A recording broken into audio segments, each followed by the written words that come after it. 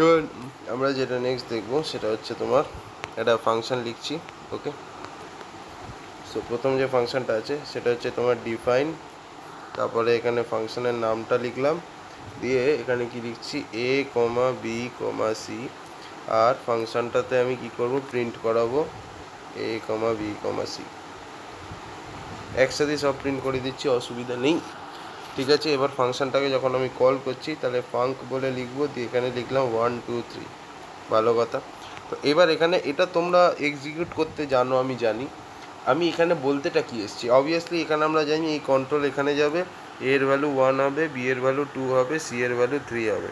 তাহলে কী কী প্রিন্ট হয়ে যাবে, 1 2 3 প্রিন্ট হয়ে যাবে। ঠিক আছে, আমার প্রশ্ন সেটা না, আমার এখানে আছে এই যে এ বি সি, এগুলো কী টাইপের আর্গুমেন্ট, এই যে এগুলো আছে এগুলো হচ্ছে তোমার পজিশনাল আর্গুমেন্ট। এবার তুমি বলবে কেন পজিশনাল আর্গুমেন্ট, বিকজ এখানে জাস্ট পজিশানটা দেওয়া আছে, যে কোনটা কোন পজিশানে আছে, জাস্ট এইটুকু দেওয়া আছে, তার বেশি কিছু দেওয়া নেই। ঠিক আছে, তার বেশি কিছু দেওয়া নেই, এগুলোকে কোনো ভ্যালু অ্যাসাইন করা নেই, কোনো আর্গুমেন্টে কিন্তু এখানে ভ্যালু অ্যাসাইন করা নেই, তাই তিনটেই কিন্তু তোমার পজিশনাল আর্গুমেন্ট। ঠিক আছে, আচ্ছা এইবার যদি আমার কোয়েশ্চেনটা কিছুটা এরকম হতো, বা আমাদের ফাংশন যেটা ছিল সেটা যদি এরকম হতো যে ডিফাইন ফাংশন, তারপর লিখছি A comma B comma C is equal to 10, এরম লেখার পরে প্রিন্ট করলাম এ বি আর সি, দিয়ে আমি এখানে এফইউএনসি ফাঙ্ক 1 2 3 কল করলাম। ঠিক আছে, ভালো কথা। সো এখানে এটা কীরকম টাইপের আর্গুমেন্ট একটু আমাকে বলো দেখি। এখানে দেখো, এখানে সি এর ভ্যালুটা কিন্তু অলরেডি এখানে ডিক্লেয়ার করা আছে, তাহলে এটা কী টাইপের আর্গুমেন্ট হবে, এটা হচ্ছে তোমার ডিফল্ট আর্গুমেন্ট। কেন, বিকজ এখানে সি এর একটা ভ্যালু দেওয়া আছে, অলরেডি অ্যাসাইন করা আছে, দ্যাটস ওয়াই এটা তোমার কী টাইপের আর্গুমেন্ট, এটা হচ্ছে তোমার একটা ডিফল্ট আর্গুমেন্ট। এটা হচ্ছে তোমার একটা ডিফল্ট আর্গুমেন্ট। আচ্ছা, এটা কি আর্গুমেন্ট বিটা, এটা হচ্ছে পজিশনাল আর্গুমেন্ট। কেন, বিকজ এর কোনো ভ্যালু অ্যাসাইন করা নেই। এটাও তোমার পজিশনাল আর্গুমেন্ট, বিকজ কোনো ভ্যালু অ্যাসাইন করা নেই। ঠিক আছে, আশা করি এবার এটা প্রিন্ট করলে তো বুঝতেই পারছো, এ এর ভ্যালু 1 হবে, বি এর ভ্যালু 2 হবে, সি এর ভ্যালু দেখো এখানে বাই ডিফল্ট 10 আছে, যেই 3 আসবে তাহলে 10টা ওভাররাইট হয়ে 3 হয়ে যাবে, তাহলে সি এর ভ্যালু এখানে কত আসছে, 3 আসছে। ঠিক আছে, এই নিয়ে তো কোনো সমস্যা নেই।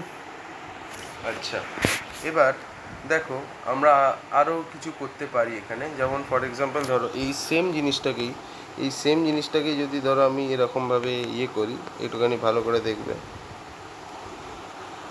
এই জিনিসটাকে আমি যদি একটুখানি চেঞ্জ করি, দাঁড়াও,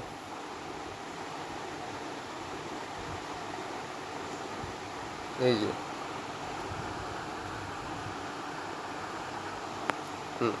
ধরো এরকম আছে,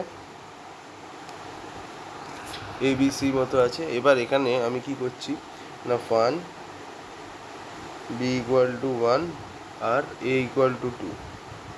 ঠিক আছে, ভালো কথা। আর ফান সি ইকুয়াল টু 9, এটা আমি ফাংশনটায় কল করছি।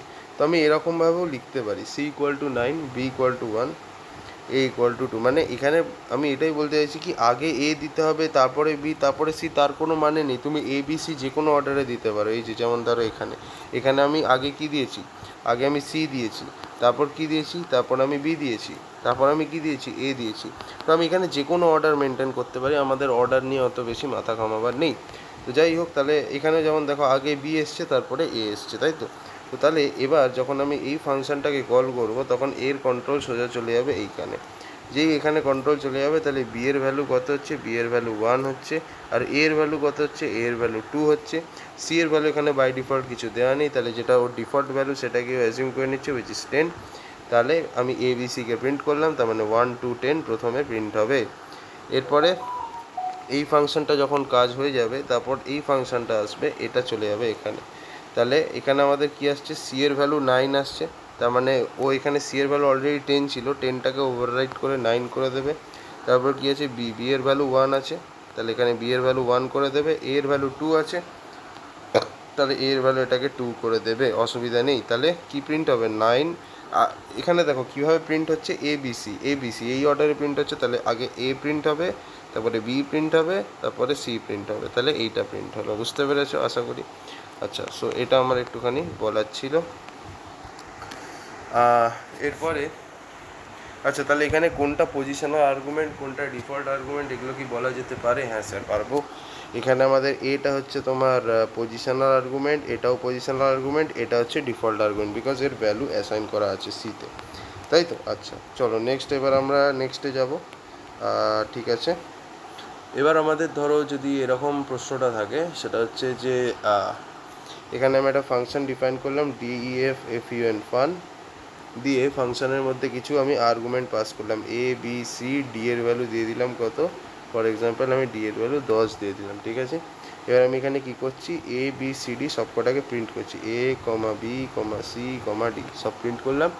এবার আমি এখানে কি করলাম, ফান যে ফাংশনটা আছে সেটাকে কল করলাম, প্রথমে দিলাম 15, তারপর আমি এখানে B এর ভ্যালু 30 লিখে দিলাম, আর C এর ভ্যালুটাকে আমি 7 লিখে দিলাম, ব্যাস হয়ে গেল।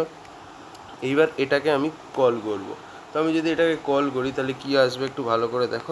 আমি এখানে কিন্তু যে কোনোভাবে দিতে পারি, কোনো অসুবিধা নেই, ঠিক আছে? এবার ভালো করে জিনিসটাকে দেখবে, যখন এই ফাংশনটা কল হবে তখন এটা চলে যাবে কন্ট্রোল এর কাছে। তো প্রথমে কি আছে 15, এবার আমি এটা জানি না, যে এটা এ না এটা বি, এই সরি বি তো এখানে বলা আছে, মানে এটা এ না ডি কোনটাকে মিন করছে আমি জানি না, বিকজ এখানে আমি প্যারামিটারগুলোকে বা আর্গুমেন্টকে যে কোনো অর্ডারে দিতে পারি। তো এটা ডিও হতে পারে, এটা এও হতে পারে, আমি জানি না।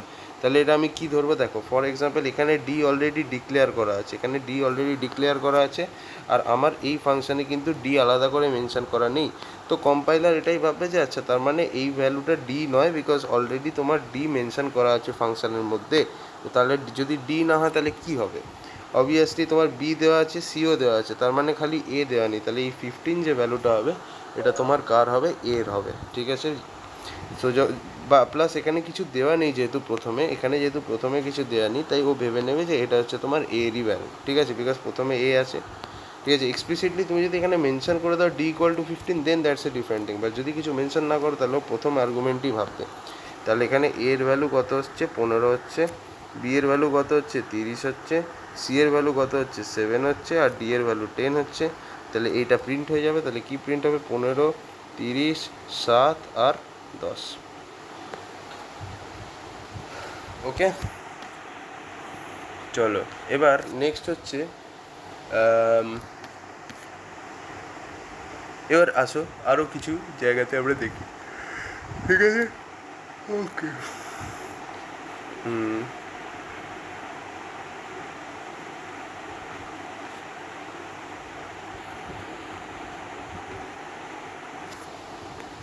আচ্ছা ধরো নেক্সট আমি যেটা লিখছি বলবে, এটা ফাংশন মতো আমি লিখলাম ডেফ, ঠিক আছে?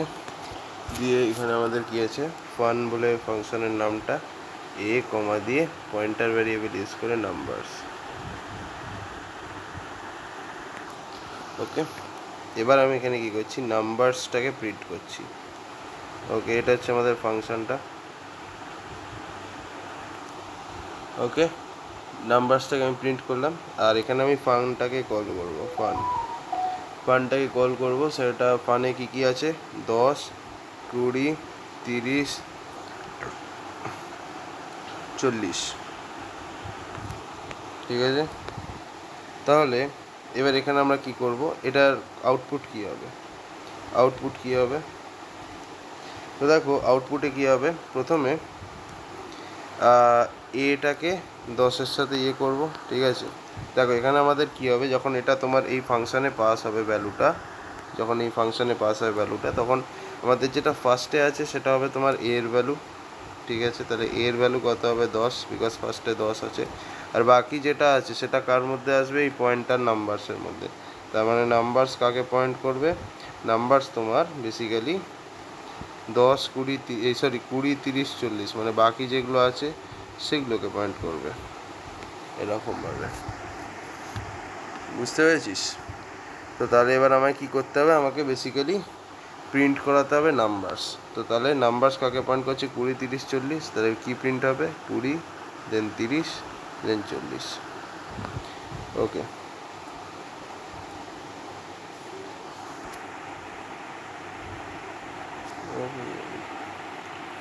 এরপরে হচ্ছে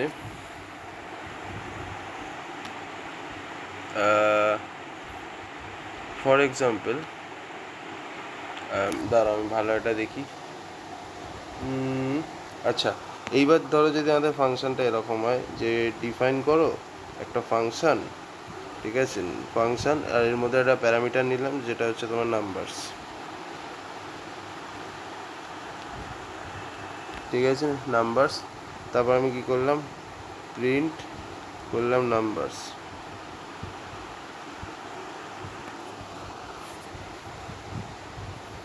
ঠিক আছে। এরপরে নেক্সট কি করব সেটা হচ্ছে ফান। এবার এখানে 1 2 3 4 5 6 7 8 9 আর 10, ঠিক আছে। সো এই আছে। তো বেসিক্যালি আমি এটাকে এবার যদি এক্সিকিউট করি তাহলে প্রথমে এই ফানটা চলে যাবে, তো এই ফানটা চলে যাবে এর মধ্যে, ঠিক আছে। তারপরে কী আছে, তার মানে নাম্বারস কাকে পয়েন্ট করে, মানে এই পুরো জিনিসটা তোমার নাম্বারসের মধ্যে যাবে। তার মানে ধরো একটা ভ্যারিয়েবল আছে নাম্বারস নামের, ঠিক আছে। এ কাকে পয়েন্ট করবে, এ পয়েন্ট করবে হচ্ছে তোমার 1 2 3 4 5 6 7 8 9 10, একে পয়েন্ট করবে। নেক্সট কী আছে, আমাকে প্রিন্ট করতে হবে নাম্বারস। তো তার মানে নাম্বারসের মধ্যে যা আছে সব প্রিন্ট করে দাও। তার মানে 1 2 3 4 5 6 7 8 9 10 পুরো প্রিন্ট হয়ে যাবে।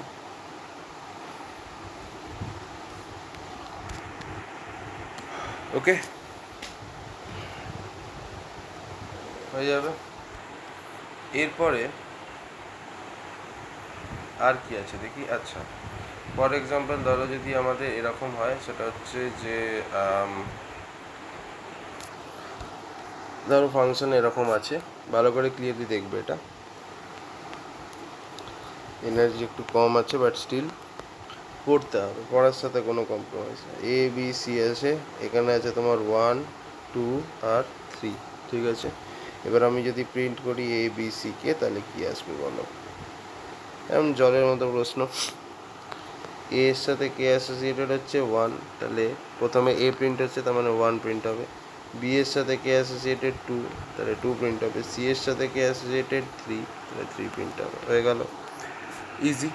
আচ্ছা, এবার নেক্সট ধরো আমি এরকম করলাম যে প্রিন্ট, আচ্ছা তা এবার ধরো আমাদের ফাংশন এরকম এরকম আছে, এ কমা দিয়ে এটা স্টার দিয়ে রেস্ট বলে এরকম নিলাম, নিয়ে 1 পয়েন্টার ভ্যারিয়েবলের মতো নিলাম। সো এরকম আছে। এবার ধরো আমি লিখলাম প্রিন্ট এ কমা রেস্ট, তাহলে কি হবে, তাহলে অবভিয়াসলি দেখে বুঝতে পারছো যে এখানে প্রথমে এ আছে, তাহলে প্রথমের সাথে প্রথমটা লিঙ্কড হবে উইচ ইজ 1, আর বাকি যেটা আছে রেস্ট, তার সাথে রেস্ট পার্ট মানে এই পুরোটা লিঙ্ক হবে। তাহলে প্রিন্ট এ কমা রেস্ট যদি হয়, তাহলে এ এর জায়গায় প্রথমে কি প্রিন্ট হবে, 1 প্রিন্ট হবে, আর রেস্টের জায়গায় কি প্রিন্ট হবে, 2 আর 3 প্রিন্ট হবে। ব্যাস হয়ে গেল।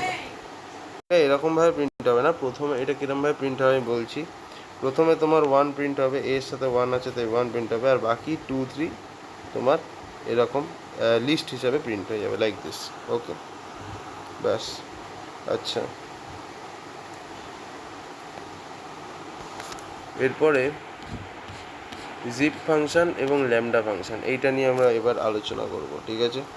এটা আশা করি বুঝতে পেরেছো যে প্রথমটার সাথে প্রথমটা অ্যাসোসিয়েটেড, তাই এ যখন প্রিন্ট হবে 1 প্রিন্ট হবে, আর বাকি যেটা রেস্ট আছে, অ্যাকচুয়ালি জিনিসটা কি হচ্ছে, রেস্ট এই যে তোমার পয়েন্টার যেটা ভ্যারিয়েবল আছে, এ তোমার কাকে পয়েন্ট করছে, এ তোমার পয়েন্ট করছে 2 আর 3 কে।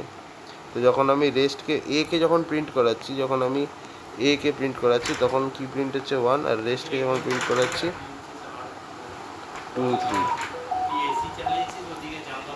গাইজ এই অবধি রাখছি, কিছু মনে করো না, ঠিক আছে। এর পরের ভিডিও থেকে আমরা আরও জিপ ফাংশন ল্যামডা ফাংশন দিয়ে আমরা স্টার্ট করবো। আসলে আমার প্রচণ্ড ঘুম পাচ্ছে, সেই কারণে আর এখন আর করতে ইচ্ছা করছে না। সো আমি ঘুমিয়ে নিই, কাল সকালে উঠে আবার আমরা জিপ এবং ল্যামডা ফাংশন যেগুলো আছে ওগুলো নিয়ে আমরা করবো, অনেকটাই আছে। ওকে।